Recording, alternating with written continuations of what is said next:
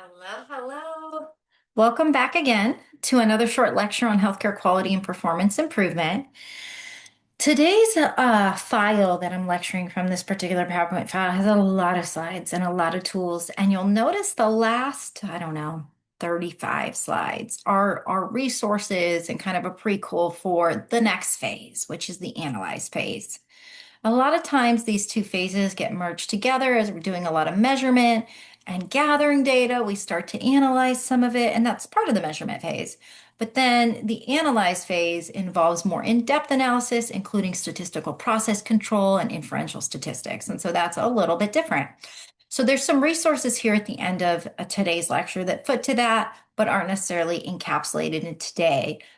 It's kind of my way too of spreading the heavy weight of what is statistics, giving you a little prequel early on, and then we'll talk about it for a few weeks so you have some time to digest it all. So I won't be going into that today, but we will talk at a very high level about some of those approaches.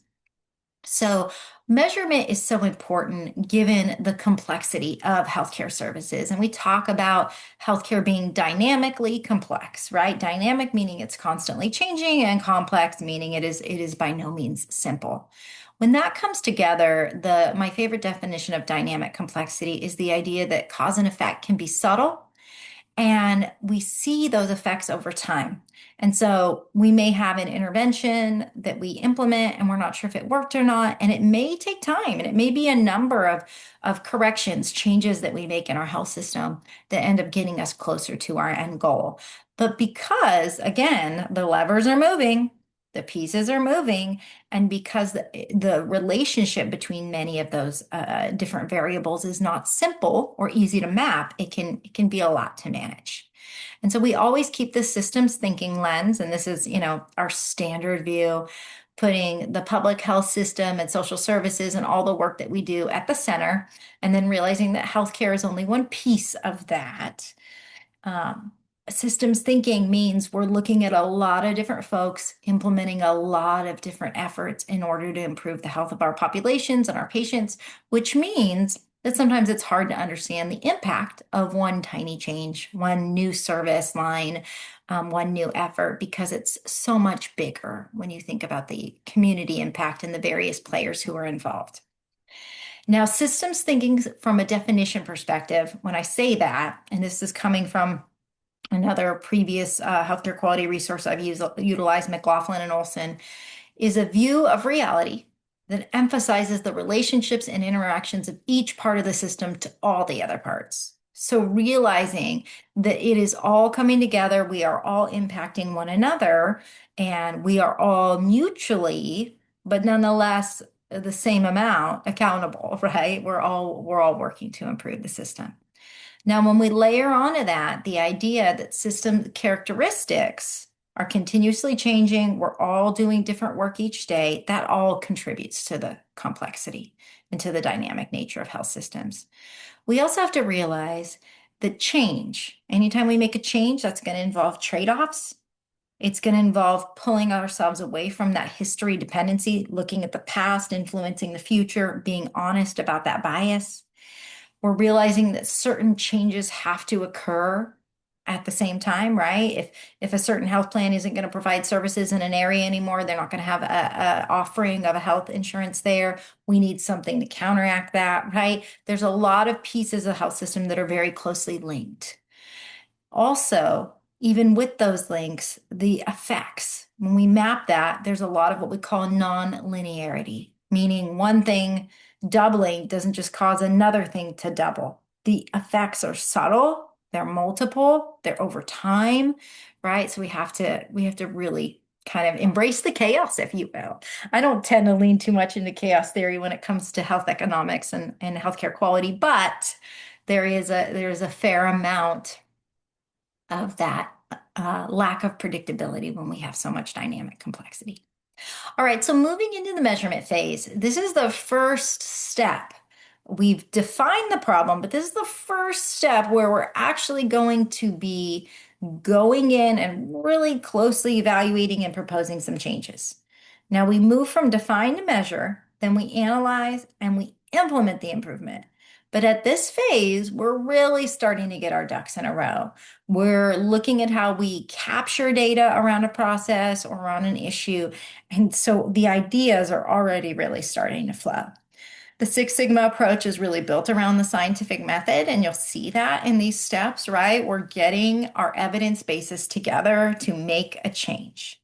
And they say if you can't control something, you can't improve it. So our goal with the measurement phase is really to look at understanding and how we can control a process. Each phase in DMAIC is built on the prior phases, so a lot of the tools that we use in the measurement phase were used in the define phase. We're going to do more process mapping. We're going to update our project charter. We're going to collect more data for the voice of the customer. We're building. It's not a departure from the define phase. It's just a layering on top with more information. And we'll look at how we can measure the process that we were talking about improving last week. Now, what do we get out of the measurement phase? We call these deliverables, right? What are the deliverables that we get at the end? Well, we should understand the process that we're trying to improve. Whatever is broken or not working or needs improvement, we should understand it pretty well. Not perfectly, right? We've got to analyze quite a bit of data over time and try some things out, try some improvements out, but we're getting an idea. And that comes along with some metrics, some things we want to measure, how we track success, how we measure success, defining what number equals success, and then what we call operational definitions. So for example, I worked on a large process for my dissertation where we were working on getting people living with HIV and AIDS into care faster, specialty care. And so we had to define what faster meant. Is it the time from their primary care visit from their specialty visit? Is it the time from their specialty visit getting approved to it getting scheduled? What is the definition? And so we have to make those definitions for our process. We have to have a plan to analyze the whole system and the timing of it all and collect that data, and then start collecting it where we have some sort of baseline performance. We know where we're at right now, so we can think about where we want to head. Now, if we want to get really scientific about it in the Lean Six Sigma methodology, part of that is calculating something called a process sigma. And that's how well we're doing currently compared to where we want to go. So if you know anything about Six Sigma and the idea of Six Sigma is about achieving near perfect. And imagine that we're playing basketball and we got to get our free throws in. A basketball player that only missed maybe 2, 3 free throws per every million, that would be a Six Sigma player. That's the level of perfection we're talking about statistically. So you calculate a sigma. Maybe right now we have a couple errors for every 1,000 patients. And so it's a 2.5 sigma, not a 6 sigma. It's a calculation that we do based on something called DPMO or defects per million opportunities. And we'll get there, but that's just a little prequel. So again, we're going back to this idea of this equation, Y being the outcome variable we want. And then we got to figure out what impacts that, those critical to quality X factors. What is driving our outcome, right? What is driving our patient experience? So we've got a couple tools. We've got our process map that we made during the define phase. And then we can take that process map and layer on more information now. And so we can layer on what we call cycle times. How long did each patient take, right? Tack time, we sometimes use that term in Lean Six Sigma. We can layer on metrics, right? What was the infection rate for this certain procedure? Or what happened at this stage in the process? We can start layering in those different pieces of information. The measures that we develop can be documented as part of our process flow in many cases. Now, the first phase to improving our process flow is developing something called a PERT chart. And I don't get that excited about too many quality improvement tools, just the really cool ones. And this is one that I love. If you called me up and you said, Parks, I want to do a capstone or an internship project where I'm analyzing a healthcare process, this is one of the tools I'd be excited to use with you. And the reason why is it helps us look at the timing of a whole process and look at the outliers. And so I'm going to show you an example in a second, but it essentially takes every step in the process, every box, and it turns it into a box with 6 data points on the box, 3 on top, 3 on bottom. And it helps us map out what's the minimum and the most time this step can take. And it helps us just generate a really realistic view of the process. Because if I say, well, on average, we get most patients in within 2 weeks. Okay, well, some patients get in tomorrow. Some patients waited a year and a half. How did we get to an average of 2 weeks? Well, that was a special scenario. A year and a half is a really long time to wait to see a specialist. Why? Why would that ever happen on any planet, in any solar system or else system, right? We need to know that. So the PERT chart that you see here is a specialized type of flow chart that helps us look at that. So I'm going to come back to the image in a second and read it to you in detail, but I want you to know, if you have the PowerPoint resources in front of you, that the next slide defines each of those data points. We've got our earliest start, our latest start, our slack time, lots of different data points. So going back really quickly, look at the first step, and this is from our process chart from the last lecture, the health risk assessment survey. I've got to survey my patients so that I can step 2, assign a risk score, step 3, get them in the right case management program. Okay. So step 1 starts at day 0. A patient is assigned to our health plan or our diabetes management plan. We start at day 0. Now, it can take a day to get this done. That's what it takes. It takes a day to process the paperwork. But did we process the paperwork day 1, or do we maybe only do this paperwork once a month? So some patients don't get their paperwork started till day 30. They got enrolled and they waited for the next monthly cycle maybe. So the top row is our earliest start, right? Day 0. The duration it should take, which is 1 day, for a total of 1 day. So the fastest we can get a health risk assessment survey done is a day. The bottom, the day 30, is the delay in the start. It could take 30 days before we even get started. Oof, for the longest waiting patient. And then even once we start, there could be a delay of 5 days in the process itself. Maybe we have to call the patient, they call us back, we call them, they call us back. 5 days of delay in that step itself. 35 days in total delay, 30 plus 5. And then you'll notice it says day 36 at the bottom. How did I get from 35 days to 36? We add back in that day that the process itself should take, the value added time. So it took us a day. There was 5 days delay in the process, and we didn't start for 30 days. So it was 36 days for the longest patient to get their health risk assessment survey done. So day 1 or day 36. So the fastest patient was 1 day, the slowest patient was 36 days. If we look at step 2, you'll notice that the soonest we can start step 2 is after a day. Day 1 is done. We're moving on. It can take half a day. So the soonest someone can get done with their risk stratification score being assigned is a day and a half. But if you're that patient who waited and then there's more delays, it could take up to 40.5 days.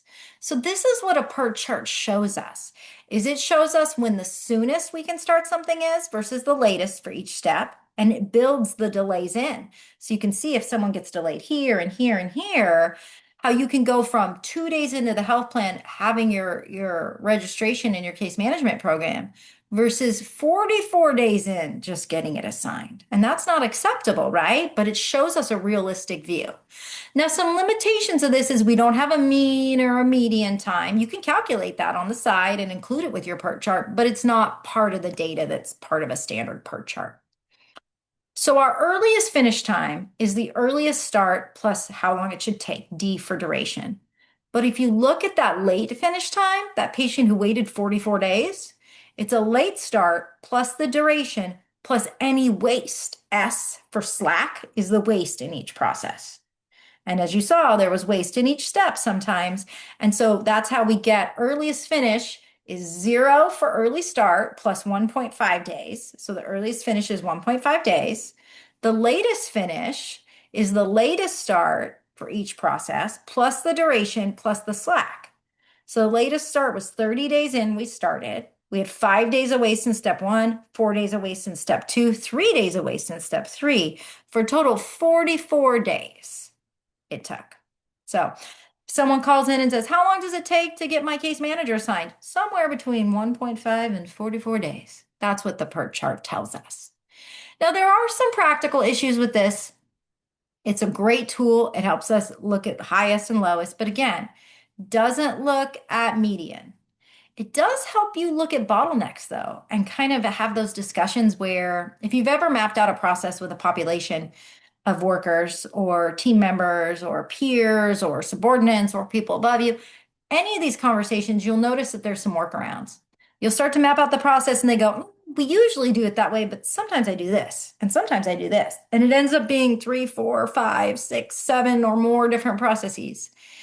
I remember working on a project once, and this was related back to my dissertation too. And I was mapping out the referral process, getting patients into specialty care, and then I realized everyone did it different. And I started to panic because it went from one process diagram to 3 or 4 to, oh my goodness, no one is following any process. What is happening? Right? So that can happen. And a PERT chart is very intensive. So if we had a 20-step process and everybody did it a little differently, it'd be really hard to get and collect all this data for all 20 steps. So that is a limitation to keep in mind. But there are some really cool pieces to this. Knowing the slack time, knowing the waste allows you to have some really deliberate conversations. And so if you define each step very carefully and track it very specifically, you can get some really good data to talk through that and really look at those outliers of the best and worst case scenarios. This slide has our steps, and that part of getting a PERT chart together is getting everyone together, looking at the basic flow chart, talking through the critical path, the backbone of the steps that have to happen, and then figuring out the timing for each. But oftentimes you need a larger data set, something that tells you when did the patient get moved into this state? When did the patient then go to the PACU? When did the patient then get discharged? You have to have each bit of data and calculate all the times and do it pretty specifically, right? A lot of math involved with the PERT chart in order to get to this data. All right. Another type of flow chart that we're going to discuss today is another one that sometimes I get a little excited about because I like how great an educational tool it is the deployment flow chart. The deployment flow chart specifically, it's just a flow chart, but it organizes things either in columns or rows that are role specific. So this one specifically is column driven. I have a lot where I use swim lanes where it's a row for each job. This one's a column again, where if you know you work in compliance and you want to know what your role is in approving the contract, all you have to do is go to compliance at the top, and anything you need to do is in your column. So it really works well to educate. If there's a process that involves some work by nursing and pharmacy and laboratory, you put your flow chart in this format where if it's someone's responsibility, it falls in their column, even if it has to go back and forth. Makes it a lot easier to say, okay, nursing, you do these two things differently now. Okay, pharmacy, this is your role. And then everyone can learn their little piece and it's really clearly delineated. So someone at the end can't go, wait, I didn't do my part. Hold on, this didn't get done for the patient. Whose responsibility was that? It's on the flow chart. We know exactly who needs to do what. So this is an example of getting a contract for a new vendor taken care of. What do we do for that? What's legal's responsibility? What's financial's responsibility? So everybody has their little gate check, and then the business owner has their steps, and we get it done. So the deployment chart normally involves putting the names again at the top, or you can put them at the side. And that's my little note there in purple, that sometimes we put them at the side. Now look at this here. This is an example from a project I implemented in a health system. And in this particular example, you'll notice I've got nursing, pharmacy, nursing, primary care physician or the endocrinologist. So nursing, physician, pharmacy. And this is what everyone's role is. So this is what pharmacy needs to do. This is what the physician is doing. This is what nursing is doing. Now, the funny part is this is actually our pre-process. If I show you the post-process, Normally, when you improve a process in Lean Six Sigma, it should get easier and shorter. Our process got a lot longer, but what you'll notice is different is the physician has very little in their section. They just have to approve the protocol and then we handle it from there. It was about pulling it out of this manual back and forth with the physician. This is a medication protocol. So you'll notice that every individual group has their little row. Now, that's different from the columns, right? We call them swim lanes, but functions the same way. So every organization is going to have a different template. The idea of a deployment flow chart is that you organize the tasks in a process flow by who is doing the task, and you put them in their own section. Now, I've got a section here I want to go through really quickly that's on matrices, which are data organization and analysis tools. Ways to make decisions, ways to prioritize things. So I'm going to go through a couple quick examples. And I've got the matrix there. Okay. One of the examples is called a prioritization matrix. And sometimes we call these a decision matrix. Now, I'm really careful when I show examples, especially some of these examples are from the Basics of Performance Improvement text from Dr. Leiter. Some examples I share, some of mine from my career. These are not gold standard. Some of them are great, but there's not one way of doing it, unfortunately. There's a lot of different ways. And so you may see what I share and say, oh, in my organization, we do it differently. That's fine. In many organizations, they do it differently. But I recommend that you, as a quality improvement professional, whether you work in QI or not, as an improvement-oriented professional, you have a set of templates in your back pocket. You have some you've tried out. So when you go in to address a problem, you're ready to go. So prioritization matrix, there's different kinds, can help you prioritize issues to solve. Or if you already know the problem you're solving, like with the measurement phase and to make, we already know what we're addressing in many cases, or what subset of a problem we're addressing. It becomes a prioritization tool for prioritizing your solutions, your ideas. Very similar to what we did with the affinity diagram last week. So it can help you gain agreement on what to address or what you are doing to address the problem. This is an example. This matrix is trying to help us decide what nursing unit, what service line to focus on. And it has, and maybe we're thinking about rolling out a pilot project.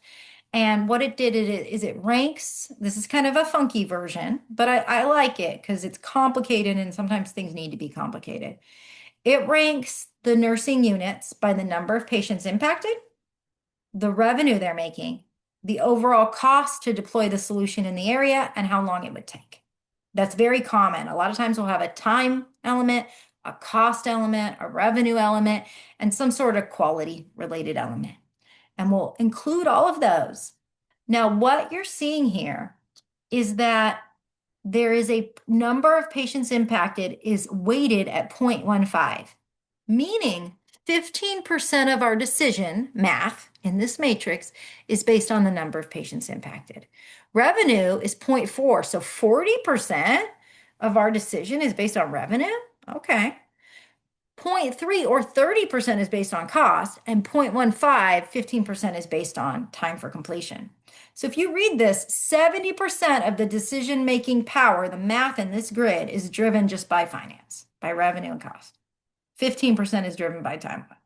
So this clearly is not a very healthcare quality focused grid. A lot of times we'll have patient impact and staff impact and timeliness and other things.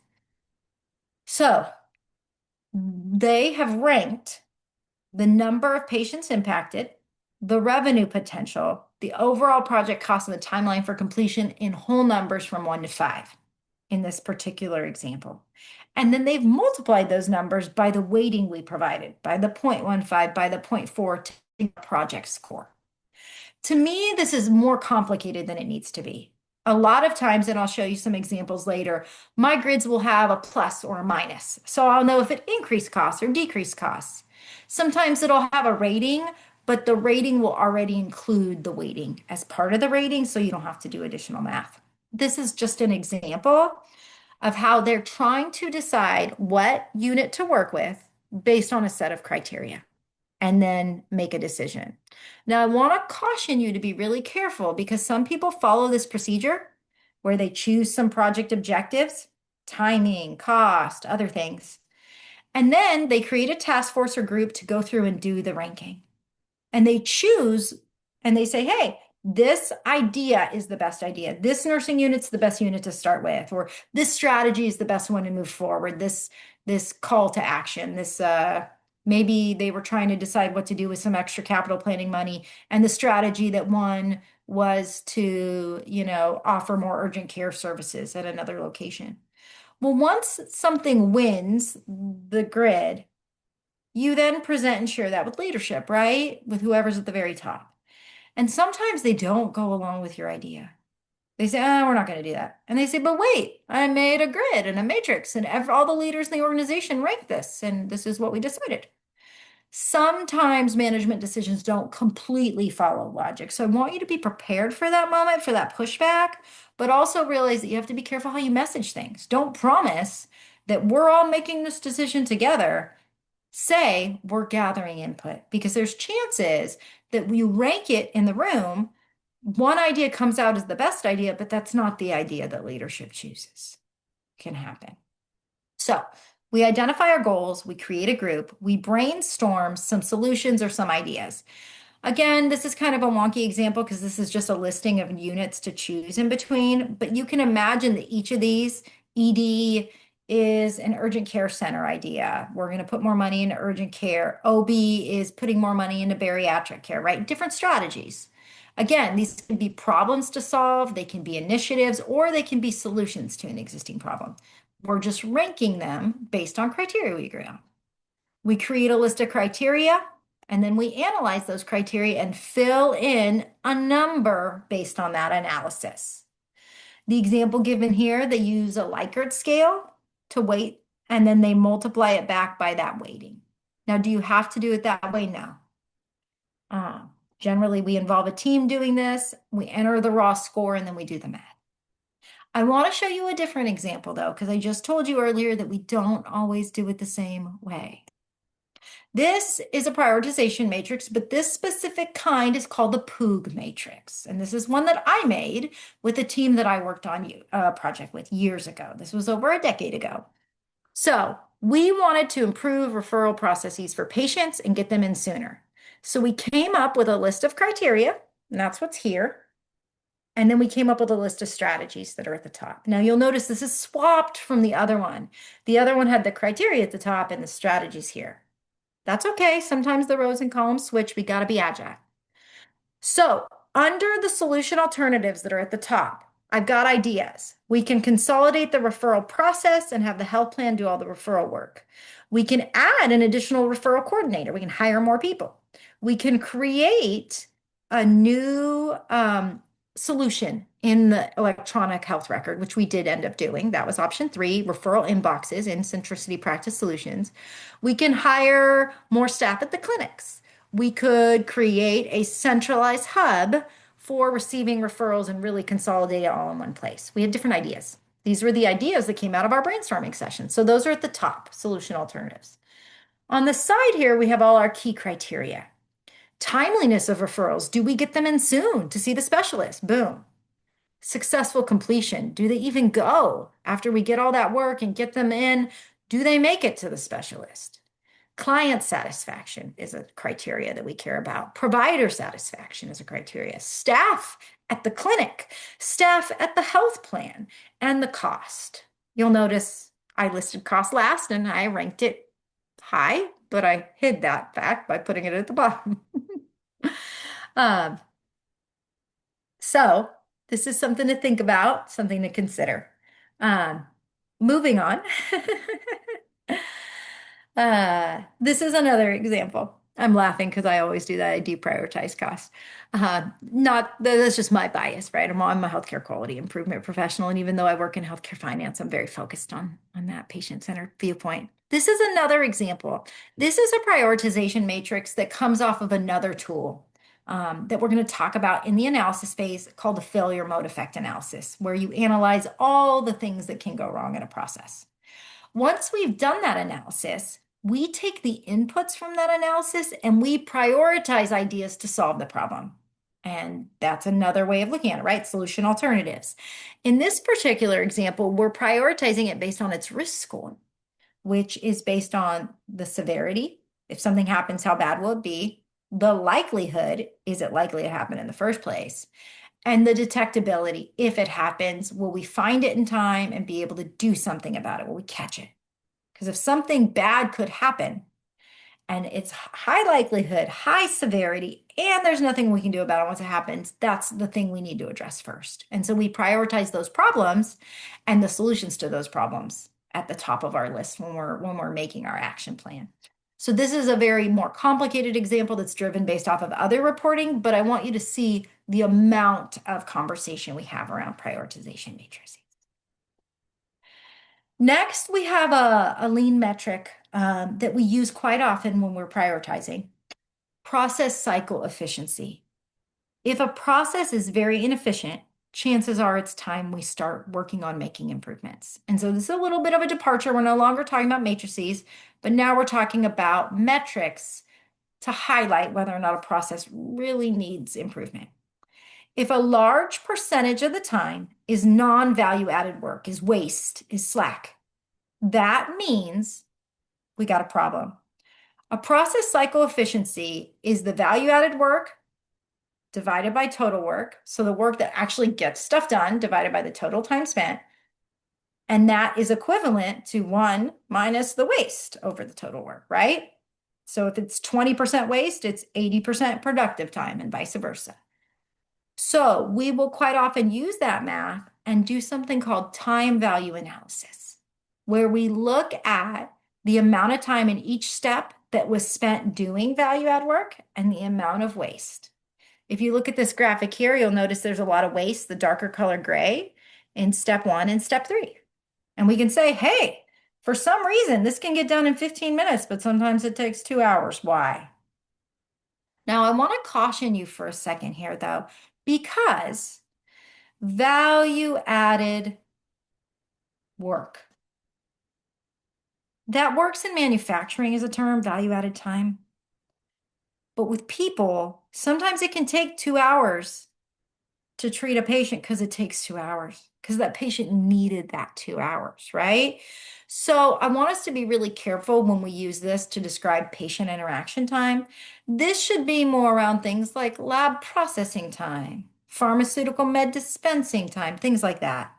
We don't want to be squishing the patients and the humanity out of the process by saying, well, you could have done that patient visit faster. Of course, you can do anything faster, but was it better? Right? So sometimes things are worth the time. So I just want to say that. But this is an analysis that we do when we're looking at improving time. Another tool that we use, and this is again one of my favorites that I get excited about, is something called a Pareto chart. A Pareto chart is based off of the Pareto principle, the idea that we should focus on the biggest problems first. If you've ever tried to address a problem and you meet with a group and they're addressing little things, you're worried about the fact that, people aren't getting paid, people aren't getting fed, there's big problems in the community, and they're wanting to paint the building. And you're like, well, the building looks okay, it's not peeling. Do we need to paint the building right now? Let's focus on the problem. The Pareto chart is for just that. It looks at whatever your problem is, and it puts the biggest causes, the inputs at the beginning of your list. It sorts problems by volume. So let's say, for example, in this example here, let's say you're looking at medication administration, and we have a medication administration example in a minute, and you're looking at all the things that can go wrong.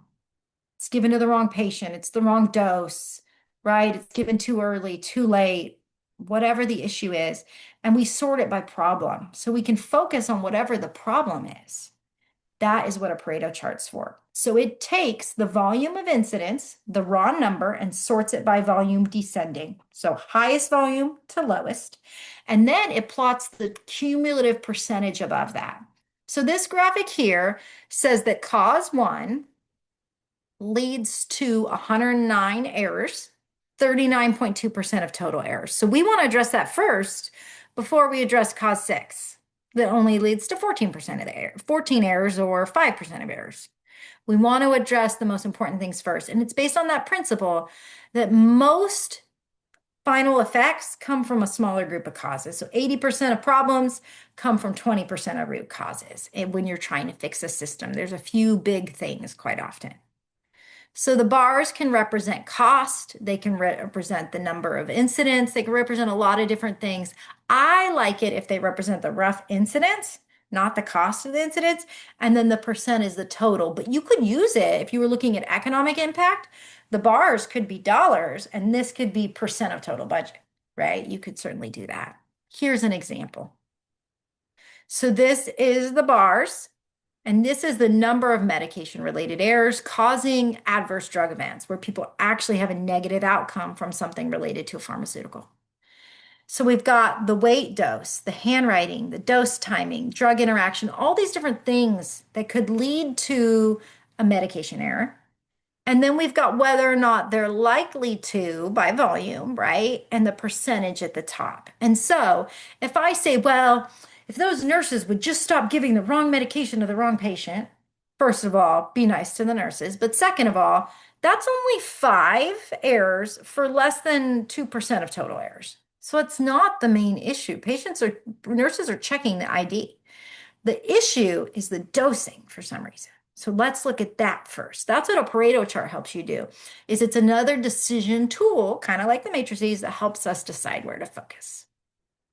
All right, so at the beginning of today's lecture, I said that we would that I would briefly show you that there's some resources at the end of today's lecture that talk about analysis. During the measurement phase, you're collecting all this data and you're getting really motivated and oriented around all this data. But eventually you got to analyze it. You got to go through it. Sometimes it's the light level, right? We're making a Pareto diagram, we're making a PERT chart, we're getting into it. But then at some point, we start plotting outcomes over time in run charts. We make a trend graph, right? So we make a run chart. And then sometimes we take that a step further and we make a statistical process control chart, which is a run chart, right? Here's a run chart, but the statistical process control chart has higher and lower limits to indicate whether or not it's common or special cause variation. We haven't talked about any of that yet, but this is where we're headed. Now, I want to use today to give a quick disclaimer about this. You may love stats and be all about this. You may hate it, and that's fine.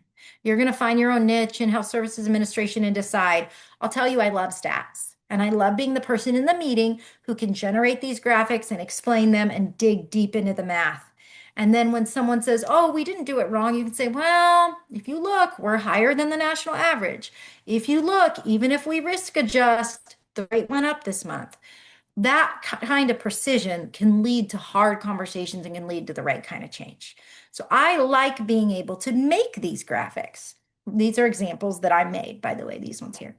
But you may not want to do that work, and that's okay. So as we go through the analysis phase, I want to show you some tools, show you some examples, and you get to decide if there's something you're interested in doing in the future or not. And if they're not, that is perfectly fine. Maybe you are the person leading that meeting. Maybe you are the person developing the PERT diagram or the graphics or doing other meaningful work, rallying the team. But all these are skills that you need to investigate and have some level of competency in across different skills so you can be successful. Okay? All right, well, thank you so much for joining me today. I really appreciate you listening in to today's lecture. I know that some of you are doing this while you're folding laundry or late at night or in between things. So I just want to say thank you because I just want to help us build a healthier, focused, empowered health workforce. So thank you for all that you do for our patients and all that you are going to do and your commitment to healthcare quality. All right? All right, well, have a great week, and I hope you tune in for our next lecture on the analysis phase of domain.